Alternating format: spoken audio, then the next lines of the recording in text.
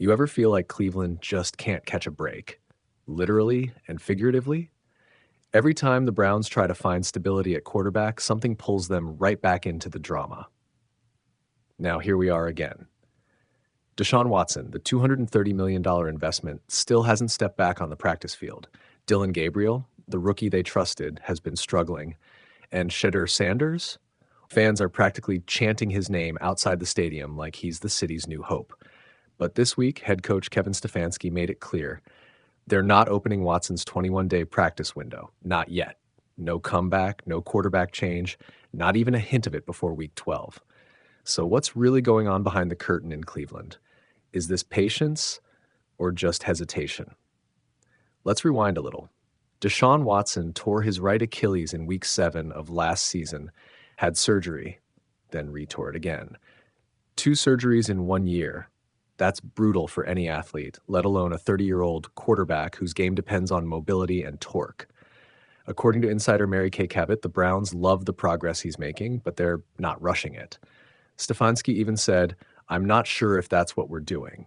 Translation, they're being cautious, maybe too cautious.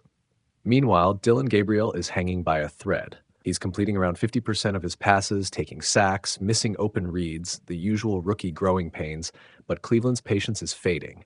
And when fans see Shedeur Sanders holding a clipboard, looking ready, you can almost hear the chant start, "Put Shedeur in." Here's the wild part. Cleveland drafted both Gabriel and Sanders this year. Gabriel was their 3rd-round pick. Sanders fell to the 5th. But Shedeur was projected to go in the 1st round by almost every mock draft. So fans aren't wrong to think there's untapped potential waiting on that bench. And yet the Browns front office seems terrified to pull the trigger. Maybe they're protecting a rookie's confidence. Maybe they're trying to avoid another quarterback controversy. Or maybe, just maybe, they're still hoping Deshaun Watson will rise from the ashes and justify that contract. So here's the situation heading into week 11. Cleveland's offense ranks near the bottom of the league. The fan base is restless, Gabriel's struggling, Sanders hasn't played a snap, and Deshaun Watson still waiting for that practice window to open. The Browns say they'll reevaluate before week 12 against the Raiders. But that's another week of uncertainty, another week of pressure, another week for fans to question whether this franchise truly has a plan.